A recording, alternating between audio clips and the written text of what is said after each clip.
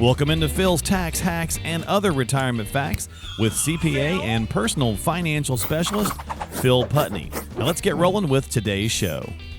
Back for another edition of Phil's Tax Hacks and Other Retirement Facts, and we're going to go against the grain this week on the podcast. We're going to talk about the concept of being a good advisor isn't just always saying the popular thing or the most well-known thing, right? Sometimes you have to give out the straight information. Please tell me if I'm messing up my money because I need to know that. Same thing with my health, right? I think those are two areas we certainly do that. So that's the topic this week. Do you pride yourself on being a straight shooter? You think in fact, I tell my clients, as we're going through the planning process and discussion, it's like I'm, and you got to be careful how you phrase this, right? I'm not going to be rude and whatever. I'm not here to be your friend. I'm not going to tickle your ear. Right. I'm going to tell you the truth. It's now that being said, I'm friends with a lot of clients. We have a great relationship, and I'm not going to do a great personality, inappropriately or rude or say, "Oh, you're totally screwed up." No, it's like, well, you know what? That's probably not the right strategy. Let me talk to. Here's the problem with it, you know. And let's have that discussion. I'd rather have that discussion up front, because my goal is I'm not going to be your advisor today, tomorrow. It's for life, and your kid's advisor. I want to help you go through this process and, work with, if there's money left, the kids, and it's a lifetime type of process is my goal. So let's start with risk. There's the kind of accepted types of things, like the appropriate amount of risk for a retiree or pre-retiree. If you wanted to go with something like the rule of 100, where it's like, okay, you're 60, so therefore, 40% should be at risk. But maybe going against the grain, Phil, is to say 40% is way too much for you, Mr. Jones, but 40% is not enough for you, Mrs. Smith.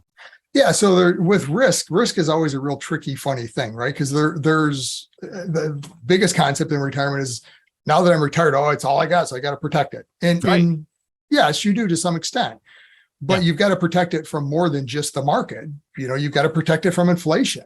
And we're starting to, unfortunately, get a dose of reality and what inflation really looks like potentially. Just a little bit, yeah. So you can't have money in the bank protected from the market, and all of a sudden you've lost 9% to inflation. Right. So risk is something I say it's got to be managed, and there's a lot of ways to manage risk, and understanding it too, and helping clients understand positioning a risk and what is their comfort level, and that's really key, especially as we get into markets like we've seen today. You don't want to get overconfident. And unfortunately, a lot of people with the last 12 years have been very confident. Oh, markets are always going up. So they're more comfortable with the risk maybe than what they really thought they would. Until they got slapped in the face. Until all of a sudden it's like, what happened? Markets aren't going up this year, and they don't go up every year. Historically, you go through these corrections and timeframes. So it's really understanding the need for risk. You're going to need some risk in a portfolio to grow long-term, because you got to keep up with inflation. We talked about this a lot. Our strategy is that now, soon, later, the bucket strategy, where we're positioning risk. If risk is in the portfolio, it's long-term in that later bucket, where we're not touching it for 10 or more years. So we've got some time to ride through a little bit of volatility. Life insurance. Again, the kind of traditional thing is, who in the world needs life insurance when you're 70, right? Yeah. Generally when people think of life insurance, it's okay, well, I've got a mortgage. Maybe I've got kids that are in college. So I've got to make sure that if something happens today, the kids have enough to get through college. And, and most people think, I'm retired. I don't need life insurance anymore. I'm not working. So I'm not replacing my income stream. And that's generally what the thought is life insurance is a replacement of an income stream. Yeah, I started to call it a young man's game, but it's really kind of, we tend to think of life insurance as a middle-aged man's game, right? You have it in that middle age of life, and you think, well, I don't need it when I'm old. You have all these other responsibilities that, if you passed in your 30s, 40s, it can be just devastating to a family. So from an income standpoint, and the life insurance is definitely key and has a good role in that in preventing that. For a married couple, it's you've got to understand how it works, because that surviving spouse is going to have a loss of income. Yep. From Social Security, there's only one of the benefits, either theirs or yours, that is going to survive. It's the highest of the two. So there's always going to be a loss of income. And if both of you have very similar Social Security benefits, you're cutting that income in half. Mm-hmm. So all of a sudden, there's a loss of income stream. Maybe life insurance is needed. Pensions are the same thing. Depends on what option, if you have a pension, what option was elected. So A cash value seems to be a conversation Mhm. piece around life insurance, Phil, where many advisors will be like, "Hey, this is a great way to kind of build some wealth or to build Yep. some retirement accounts, and for high income earners especially because there's limitations on things like Roths." Right. So there you get into life insurance, there's the need, and that's what we've talked about so far is really the need for Yeah. a death benefit. Then there's the usefulness of life insurance as a tool, right? And life Great insurance point. has a lot of potential benefits. You mentioned cash value. So cash value life insurance, we can put as much money as we want into it. Mhm. There's no limit on that. It can be structured, designed around that. There's no limit on you taking the money out, and it can be designed and structured for you to take money out tax free. So it fits in that tax free or tax advantaged Right. growth Yeah. bucket for us. So it could be a good option to put money in there just from that standpoint. It's a great option if you need a death benefit. Now we can use it in that bucket and kind of get the advantage of the death benefit, but still have now the tax advantages of life insurance. So, Right. and another use for life insurance that's becoming more prevalent, more companies are designing products to work this way, is that the death benefit can be used as a lot of times it's called a chronic illness rider. So it's not technically long-term care insurance, but you qualify to get that benefit in a similar fashion, Okay. or you can have a product that is specifically designed as long-term care, but it's life insurance. So you would use the death portion that you would receive upon passing in a way to kind of help with the long-term care. Right. It's similar in concept to like the acceleration, a lot of chronic Okay. illness acceleration. So a lot of policies will have, if you're diagnosed terminally ill, Yeah. you can accelerate and get that death benefit before you pass. Okay. Gotcha. Same concept with chronic illness. If you can't perform, and typically it's 2 out of the 5 activities of daily living, Right. or 2 out of the 6, then you qualify. And now you have to go through their process of what you qualify for, but you can start to spend down that death benefit early. I'm going to combine 3 and 4, Phil, because Okay. it's the conversation of debt, really, just in Sure. general. Yes, the house kind of is always the kind of weird debt conversation, but we've done that enough, so I just really want to kind of combine these two. But again, going against the grain, how to handle debt. Well, many advisors will be like, debt's bad, all debt's bad, get rid of all of it. Every bit of it must be gone by the time you hit retirement age. So is it going against the grain to say, no, it's not the worst thing to have some in retirement? Right. To me, debt's a tool, right? And it doesn't, you have to manage it, right? Certain types of debt, credit card debt, consumer type of debt. Yeah, it's Sure. probably not a good type Not of a debt good to idea. continue to But you carry. gotta- We talked a few weeks back. Interest rates are high. You got to have a credit card in today's world. So Well, it's right, like, but just make sure you're paying it off, right? So Right. don't carry a Moderation. balance because you're paying crazy interest rates on it. Yeah. The house, yeah, we've had that discussion a lot. It comes down to that head rule, tummy rule concept we've talked about and some of this is probably going to change as interest rates have started to rise now. right. Yeah. When interest rates were at 2, 3, under 4%, I mean, pretty good argument to go ahead and keep the mortgage. Because you can maybe make that money someplace else. Right. You long term, because you're locking in Yeah. that lower rate for 30 years, Right. and you can then keep the money outside to use for other things and invest it over long terms, probably grow it more than that. And Yeah, have like more the $100,000 flexibility. you wanted to pay off the house with, you could maybe Right. put that someplace else and make more than the 3% that it's costing you to have the mortgage, kind of thing. Right. That mortgage is something that's keeping you up at night and I just want to get it paid off. Well, let's figure out how to do that. Yeah. Right. Mathematically, it might not make sense to do it, but it's not my plan. It's your plan. I always tell the client at the end of the day, I'll show there you you the go. pros and cons. Here's my opinion, what I would do, but not my plan, not my retirement. It's yours. What do you want Yeah. to do? Well, there you go. I mean, going against the grain, you could say, hey, look, mathematically, this doesn't make any sense, but it's driving you insane. So let's just do it. So we're going to go against the grain right there. All right. So let's talk about proper use or just appropriate use or just annuities in general, maybe going against the grain. Finding a way to kind of say, okay, we're going to do this opposite of what the intention might be, or maybe even just the norm. This one's tough because the norm for a long time has been annuities are just bad, but yet so many people have them, and it's a really useful tool if done correctly. Yeah, annuities are, and you mentioned, you said it, I mean, it's a tool. And that's what I tell clients when we're looking at any of these life insurance, annuities, investments, any kind of investments, they're tools. Yeah. You got to have the right tool for what we're trying to accomplish. And annuities, don't buy into the concept, oh, annuities are bad, right? Understand what they are. Don't listen to somebody that's always telling you they're bad. Yeah, they can Because be. they've got a reason they're doing that, because they don't believe in them, but this is what I'm going to sell you, right? I think this is great. Annuities have a potential purpose and use, and we use them not all the time for every client, right? But they're a great tool for, in my view, a couple of different things. Number one, if you want a guaranteed stream of income, if you don't want to worry about what's going on in the market, I just want to have that quote unquote mailbox money, right? Just like a paycheck, it's coming every month. There are only a couple of places you can get it: Social Security, a pension, or an annuity. I mean, and they're kind of what they are, right? I mean, Social Security is kind of annuity. Social Security is an annuity, effectively. Pension's an annuity. Yeah. So I mean, that's what they are. It's that stream of income, but that's only one type of an annuity. Right. That you can use in that fashion. Another good use of an annuity is if you want that asset that's protected. And again, it's a certain type of an annuity, and we don't have time to get into all the details on different types. I think we've done that on another show, but if not, we'll do it. Yeah. Yeah. So if you want to have some protection of the principal, no, I'm not going to lose it in the market, but have the potential to earn more than what you could say in money in the bank. In obviously different risks between money in the bank and annuities, and that's a whole nother discussion to get into. But if you want preservation of principal, want to participate in a little bit of the market upside, knowing you're not going to have the downside, then an annuity could be a good fit. Right. And there's several other ways that you can position an annuity. Bottom line is this: understand what they are, and it's an option. Again, when we're working with a client, if I think an annuity is a good fit, we can say, well, here's an option. We could do it this way or this way. Here's pros and cons on both sides. Mm-hmm.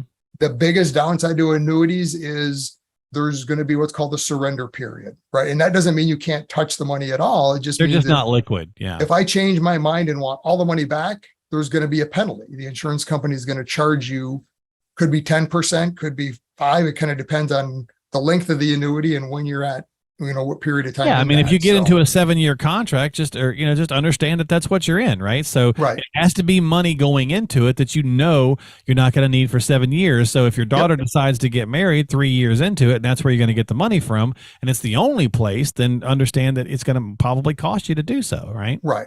And annuities, again, are one of those things that when you're working with an advisor, understand what the tools that they have available to offer you are, right? If annuities are the only thing they have, then everything they're going to tell you is an annuity, and there's some great, I'm not down in annuities. They're great tools for the right reason, but just be careful. If that's the only thing they're getting presented with, maybe it's not the right person you should be talking with. Get a second opinion, somebody that has a broader, experience, education, licensing, somebody that's a fiduciary that can give you pros and cons. So they got more paints on the palette to choose from. Yeah, exactly. And be honest with people when you're talking to them about it, saying, hey, I'm thinking about getting an annuity, and, we're not going to need the money, but that's also kind of the discovery process, because then through the conversation, if it's like, hey, you will need this money and sooner than that, then that's, again, the surrender charges could be a reason why it's not the fit. Right. Mutual funds. How do we? This one's interesting because the dynamic has changed. They're used everywhere, right? They've been around forever, right? But the shift has been a lot of times, well, they're just not that fantastic anymore. There's better things to do, even ETFs. Right. Yeah. So ETFs are kind of the new avenue that is being used. So mutual funds, I mean, they've been used in 401ks for years, and that's where everyone has the experience with them. Yeah. Personally, we don't use mutual funds, and we can get into a whole nother show as to why. You have to understand a mutual fund is a pooled investment. So in a pooled investment, what somebody does in the pool, everyone else experiences. And it's just the way it works. I mean, that's a great analogy. Yes. And the downside to a mutual fund is, especially if it's non-retirement money, and we get into this in our classes, is these capital gain distributions. So, I mean, you can be in a mutual fund where you invested maybe when the market was high, now it's low. You physically see your account value worth less. Yeah. But you're going to get a 1099 at the end of the year that says, oh, you made, X amount in capital gain distributions. And you're looking at this saying, what just happened? Yeah. I lost X amount in the account value. but now I'm getting a 1099 that I've got a capital gain distribution. Well, what ended up happening is the manager in that fund bought the shares behind the scenes years ago, and they actually made money because the value in the fund increased of those shares, even though when you bought them in at a higher value. Yeah. So again, technical, another discussion, but with a pooled investment, it's you just got to be very careful because it's not the manager that forced it. What ends up happening is if somebody wants out, people panic and jump out of that mutual fund. Managers don't have a choice. They now have to sell investments to generate cash to make that liquidation that are causing these capital gain distributions. So yeah, and that's such a great analogy. All I can think now is like the lifeguard, watching the pool and realizing that none of the 20 kids that they're watching have left to go to the restroom for a while. That's right. What's going on? Yeah. So everyone in the pool is experiencing what everyone else does. The same thing. Yeah. So if you're the investor that you got a long-term goal, vision, understand ups and downs in markets, you're going to get affected negatively in a mutual fund because somebody that's panicking and jumping out of the market is forcing the hand of that manager. Yeah, so that's a great point. Final one, Phil, cash, having too much, having too little, it's a super sticky point. Inflation and things right now, interest rates going up, bring it back around again. Last couple of years, people, you just say, look, you're crazy to have too much money sitting in cash because it's certainly doing nothing. Right. Now people are starting to make the argument, well, with interest rates ticking up, maybe it's a little better, but we just kind of touched on the fact. What is inflation doing? It's still never going to touch inflation. So, cash is a tool like anything else. Yeah. But somebody might come to you, Phil, and say, look, I'm going against the grain because I got $100,000 sitting in my bank account in cash, and I want to keep it there because it makes me feel better. That's tough to work with. Well, again, head rule, tummy rule, and that's a whole discussion we can have on that with clients too. But and again, our bucket concept, now, soon, and later. Now that's a cash. Now is money in the bank. It's an emergency fund. It's that I want to have it there just to keep me happy. To know that, hey, if everything goes bad, at least I got this, right? Or, the roof blows off and I have to hire somebody to get it. I don't want to worry with the insurance company. I just want to get it done. I'll deal with them later. Right. I've got the money to do it. And that to me is where cash fits. But it maybe isn't in one aspect. Logical. Maybe it's not the smartest math move. Well, for that it is. I mean, for that emergency fund type of money that you don't know when you're going to need it, it's have it there. Well, I'm not worried about long-term inflation. And I mean like an excessive amount of money though. Oh, absolutely. Yeah. Yeah. So you get into an excessive amount of money, it probably isn't going to make sense, because you're never keeping up with inflation. Right. And it gives you some comfort. Kind of how do you kind of balance that sometimes when the person is dead set on having an over amount of money on cash when you know that mathematically it's not there? You kind of have to go against your own grain and say, all right, look, this is not the smartest of moves, but we're going to maybe make adjustments someplace else to compensate.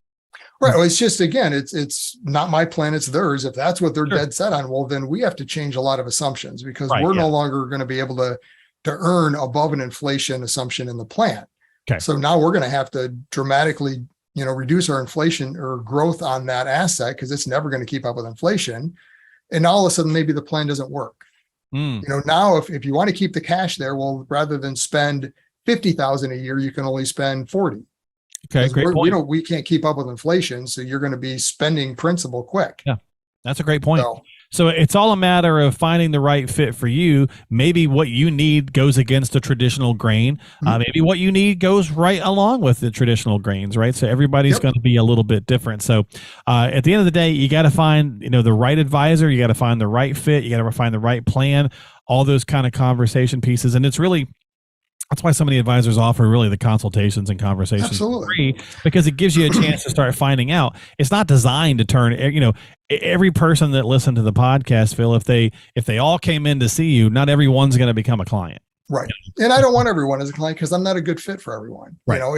And to your point, that's what our initial consultation is I want to hear from you. What are you trying to accomplish? And I'll answer whatever questions you have as well. So we get to start to understand each other. Is there consensus? Do we think we can work together? Yeah. If you come to me and say, okay, I've got everything in the bank and I think I'm going to earn 8% a year and we're going to do all these, and I'm going to spend 10% of my money every year. at the end of the discussion, I'm probably going to tell you, I don't think we're the right fit. Yeah. Because there's just way too many assumptions and concepts that I don't think we can get you through, Right. And if you're not willing to take the advice, that's the big caveat. Exactly. Right? That is a caveat, right? If we have a little discussion on that and you're not willing to understand and rely on my experience, same thing with a doctor. I mean, if you go to a doctor and they keep telling you to do this and do that, and you don't do it, and you keep complaining, well, I've still got this. At some point, they're probably going to say, you know what? I don't think we're a good fit.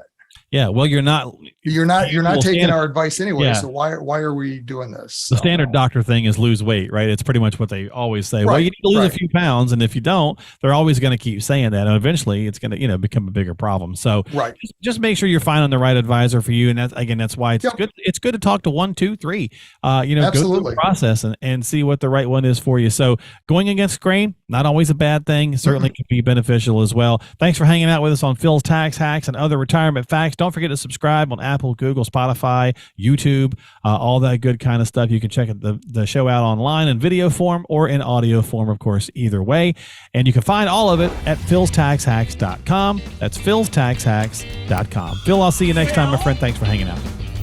Investment advisory services offered through AFS Wealth Management. The content of this program is provided for informational purposes only and is not a solicitation or recommendation of any investment strategy. Investments and/or investment strategies involve risk, including the possible loss of principal. There is no assurance that any investment strategy will achieve its objectives.